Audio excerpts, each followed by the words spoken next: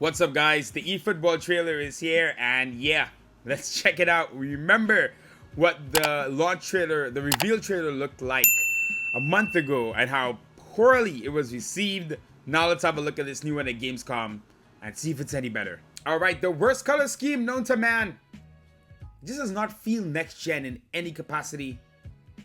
Alright, new actions on and off the ball, revamped gameplay of eFootball. Let's see.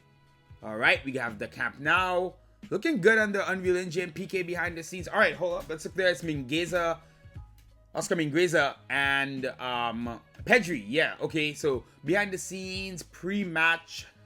They're holding the little man bag. I mean, this is definitely Master League focus. This is not something that would really be on online. People would skip this, so that's good to see. That said, the text on the... God, the text on the screen looks atrocious. The font looks atrocious. It looks amateurish. The excitement is always centered around the ball, the one-on-one duels, mind games when passing, physical battles to gain control of the ball. The true beauty of the game is watching how players outplay their opponents to score a goal. Forget everything you knew about digital football. I think you've already done that for us, Konami. To bring the excitement of real-world football to the digital realm. Okay, Upamecano there for Bayern. There's Marcus Rashford. Aubameyang, some Arsenal players. Kun with Barcelona. Thankfully, they don't have Messi there. Knowing Pez, I wouldn't be surprised. Controlling the ball touch. Nimbly control the player's movement and ball touch from a knock-on all the way to a full dash. Well, yeah, listen. Pez has always been pretty static with dribbling. It's always been pretty difficult to dribble in Pez. In many ways, this made the game really good. We'll talk about this in a second. In many games, this made the game more realistic, so people aren't just spamming dribbling the entire game like they do in FIFA. That said, it's sometimes been a bit too hard, so I'm glad they're addressing this. And they're mentioning here that PS5 players will be able to feel the ball touch and physical battles on their fingertips. I'm guessing that they're talking about the haptic feedback with the right trigger, which is sensitive to touch.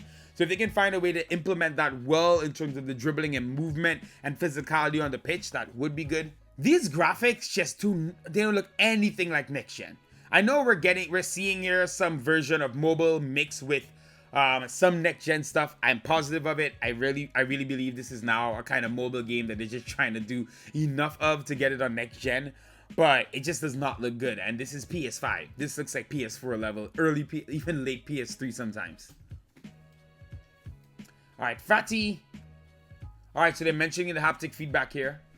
I'm glad they're using players like Fati and Takefusa Kubo instead of Gerard Piqué, who looks like, oh, this is not next gen. This definitely looks like mobile. This looks so much like PES Mobile right here. I can see it with the shadows and everything. Looks a little bit better.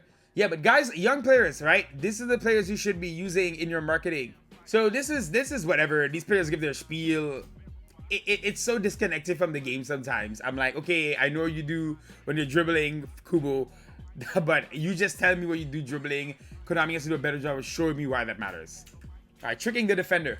All right, with greater freedom to control how the player will trap the ball, each play becomes a mind game. I did like that cut in between by Neymar. A lot of freedom there. A little dribble feint. A whole arsenal of dribbles and body feints. So, okay, the defender stumble there. I hope these aren't canned animations where you do the move and the defender is doing that every time. That said, I'm glad they're addressing dribbling in some capacity. I hope this isn't going to make the game very arcadey, which is my fear. Now, this is not that new. I mean, this is something you can do right now in PES 2021.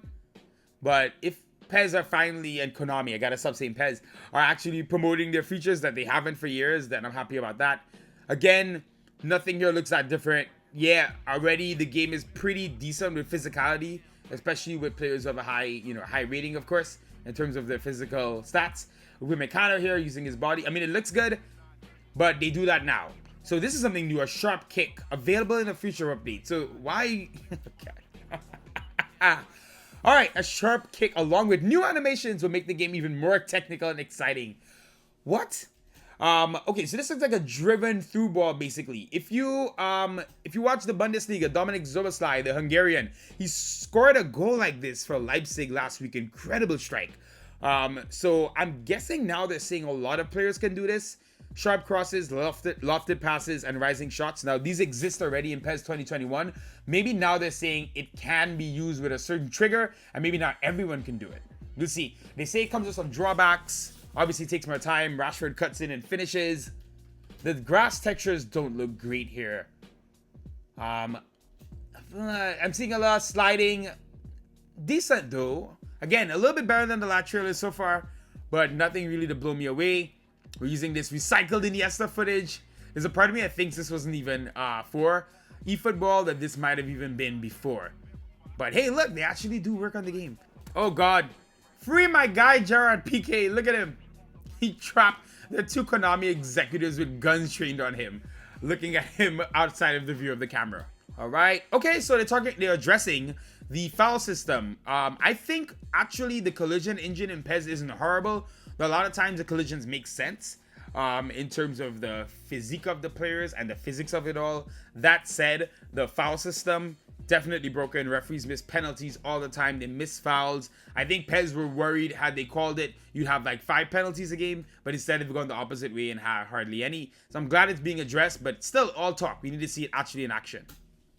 All right, team play styles and new controls. Okay, some behind the scenes footage again. I like how this looks, but it's the same footage as before. They're recycling it in the same trailer. Team play styles, vital part of football. So the AI controlling the off-the-ball players was revamped. How much was it revamped? Because honestly, right now, generally speaking, new attacking defending controls, you have freedom. Generally speaking, the teams play the play styles that you pick. Maybe they've added some more. We'll see. Now, these scenes actually look good. All these like little pre-match things. Oh, wait. Let's go back. This is the best image we've seen so far in PES 22 in eFootball. God. Yes, by far, this is the closest thing I've seen to the Messi trailer they dropped last year. You can see the grass textures and things like that. Doesn't look that much different from a high-level version of PES 2021, but this looks like next-gen footage for real. New little screen here for the pre-match tactics. Okay, so possession game, long ball counter, quick counter, long ball out wide. Okay, so they've added basically, long ball counter and quick counter. The rest of it was already there. So interesting to see. I do like the way this screen looks. I mean, like I said, this is stuff that already happened. So maybe Konami is just getting better about talking about the features they have. But generally speaking, this has already been in the game for a couple of years. McTominay with the ball out wide there. Pavard into space. Or Mueller, sorry. And then finished by Gnabry. Long ball coming through here. What happens here? Bonucci against Aubameyang. It's headed down. It's put into space by Smith Rowe, I believe. All right, possession game. I mean, like I said, this is stuff that already exists in the game. The texture of the pitch. See, you never know if you're looking at mobile or next gen or current gen. Here's the dual camera. All right, here we go. Okay, so the circle on the bottom, very mobile. This dual thing is something they've been talking about a lot. It's a little bit worrying. It does seem interesting, right? You zoom in, you see the winger or winger battle, but it makes it not feel like football when you're focusing on one thing like that. And they've spoken about one-on-one so much. Shout out to Marlon Anthony, guys. If you don't know him on YouTube, he does excellent content with PES. And he has done a great series looking at the history of PES. The funny thing is, this zoom in one-on-one thing is in his series as an early thing that existed in these games. So I guess they're bringing it back. There is Pepe getting past Danilo, the victim of the first trailer, if you remember. There's some sliding, man. Like, it feels a little bit freer and more flexible, but you can still see some sliding as well. I'm not sure how I feel about this one-on-one zoom thing. All right, general improvements. Ball movement even more realistic. Partnership with a research institute, a unspoken. I just saw the boot slide under the earth, but I'm not gonna bother. This is kind of cool. The action never stopped during a match due to the seamless restart system. So they implemented this a little bit a couple of years ago. You'd start seeing players, the ball would hit off the touchline ad boards. They pick it up and throw it in. Sometimes it still goes to the black screen. After goal kicks, it does that. So I do like the idea that it's just going to be all fluid now. Okay, this is cool. The ball boy throws it back in. We keep going with the action. I like it. I feel like the referee would have called Szczesny back there, though. I was a bit too soon. It evolves alongside the community, does it? I mean, the funny thing is, PES itself has evolved over the years because of the community. eFootball is saying this, but how much are they really going to listen and talk to us? We'll find out. They have so much more competition in the field now. It'll be very interesting to see how they manage this with goals coming, with Strikers Inc. and UFL that I spoke about yesterday. It'll be very interesting. Rashford, Cuadrado, some Arsenal players. I see Lokonga has a face.